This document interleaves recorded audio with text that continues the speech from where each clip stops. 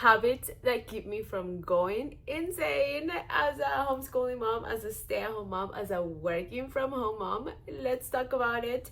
If you're new to my channel, my name is Anna, and yes, I am a homeschooling stay-at-home mom, but I am also a content creator mom, a book-loving mom, a travel-loving mom, and I am doing a 100 days of daily YouTube posting series. We are already past the 50th day mark, and I've been showing up in here daily talking about all of these topics. And today I want to talk about something really special that I think is gonna make you resonate, because I bet if you are on the other side, you are also a busy mom trying to keep her sanity. And hopefully some of the things that I am going to tell you today can help you do just that.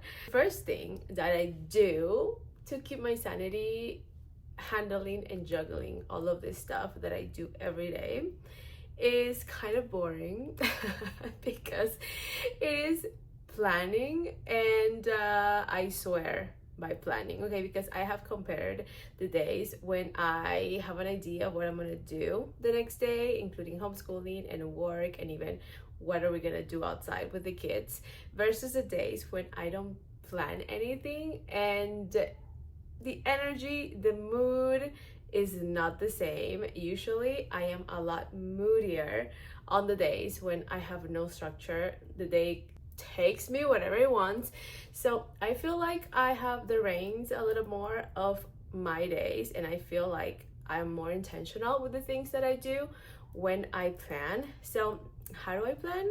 I literally have an agenda, sort of like a planner, and it's a daily planner. I usually only focus on the day ahead. What I like doing though is the night before our week starts, I like having some idea on the specifics, the more important things that I want to do that week. Say like this week we are working with a hotel, so that's one of my priorities.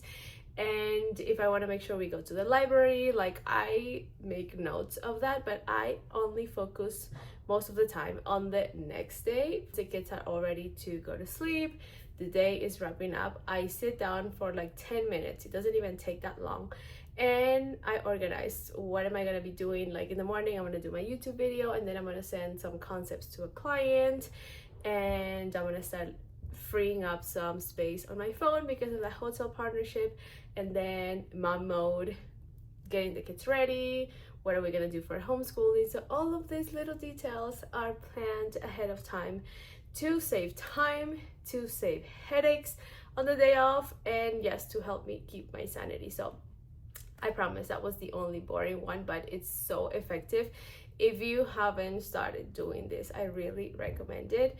It's gonna help you so much. Sometimes you think you're gonna remember, then that day you kind of rely on how you're feeling, on what your kids are doing, and then sometimes you end up not doing what you're thinking, you get distracted.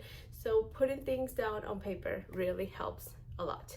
Now, the second thing that I do is not boring, but it's not very fun either, but it's so effective as well.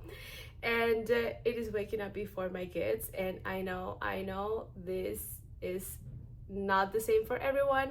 Not all kids wake up at the same time, and I know it's not possible for all of us all the time, but I have made it very intentional to wake up before my kids since I became a mom, so 8 years ago. And does that mean I have woken up before my kids every single day of my life for the last 8 years? No, that is not possible.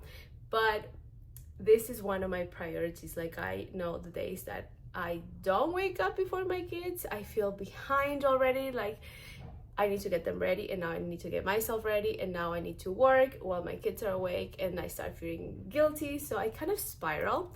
So I prefer sacrificing some hours of sleep and waking up before them. Does that mean I wake up at 5 a.m. in the morning? No, it doesn't. I used to wake up at 5 when I had one child. It's just not possible, and habits change and preference change, and now I usually stay up late. So I don't wake up at 5 a.m., but I do aim to wake up around 6:30. And since my kids usually wake up around 7:30, 8, that gives me at least an hour of uninterrupted time and silence. Okay, there's just so much value for me to be able to just enjoy being with my thoughts and starting my day and getting ready without feeling that I am already behind. With that said, at least once a week, I will sleep in. And I think that's the key on keeping my sanity, because anything done for too long is gonna feel kind of toxic, kind of taxing. And that includes waking up early. At least for me, I feel like it is not the easiest thing to do, waking up, and as the days go by, your body feels more tired. So there's going to be a moment when I am going to need more rest. Usually I prefer doing that on the days that I am not solo parenting, so I know I'm going to have some help throughout the day. But yes, this is a day where I get to sleep in and I wake up with the kids and we all get ready and the day goes slower. We usually don't homeschool those days, so the routine gets a little looser on those days. Now, the next thing that I do to keep my sanity as a working mom, as a homeschooling mom, as a stay-at-home mom, is that I read 100% for pleasure every single night. That is my time, non-negotiable. Even my husband knows. Once the day is over, once I have planned everything for the next day, once the kids are in bed, I am reading and nothing is taking that time away from me. I am obsessed with fantasy romance books. So every single night I'm either with a book or with my Kindle, and that does wonders for me because it kind of signals to my brain and my body that the day is over and now I get to recharge, indulge, and I read. And that's one of the reasons why I kind of sleep late. And something that I should have mentioned before when I said that I do wake up before my kids, all of us kind of have a later bedtime. I know this is not the same for every family, but we are usually going to bed around 9 to 10, and that means that's my time when I start reading. So around 9 or 10 I am definitely reading, so I go to sleep a little on the late side and my kids wake up a little later because of that.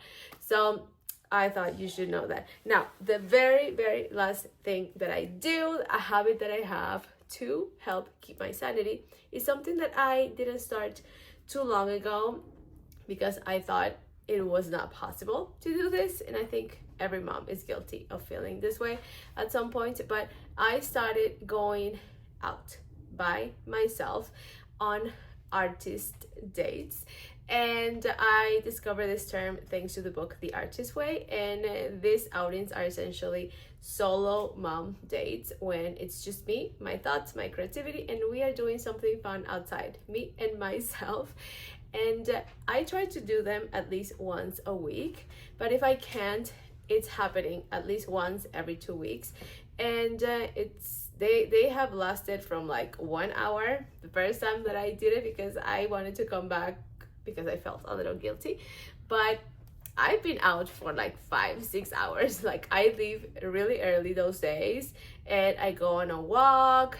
Like I've been doing some fun reading and walking walks, I guess, and I have been going to the bookstore or to the thrift store or to a really nice cafeteria in Reno that I like, and those days do so much for me. Like when I come back, I'm a different person. I like doing these outings every time I've had like days in a row of homeschooling and working, and it's like a reset. If you haven't done something like this before, I definitely recommend you try. And at first, again, it's gonna feel like it's impossible, but the more you do it, the more you're gonna see how much it helps keep you happy, and as an extension, keep your kids happier, keep your family happier. You need to refill your cup, and going outside by yourself is definitely a great way to do so. And with that, I am wrapping up this video. I hope what I shared helps if you are a mom as well. I will love to know. Leave me a comment here if you homeschool, if you love books, if there's anything that we have in common. Please introduce yourself in the comments. I would love to do this challenge with you. I don't want to do this alone, so make sure to subscribe. Join me on my other platforms. You will find me as A Mom Creates. I shared all of these things throughout my social media as well, and I would love to see you there. That's it. I will see you tomorrow on the next video on this 100 days of daily YouTube posting series. Bye bye.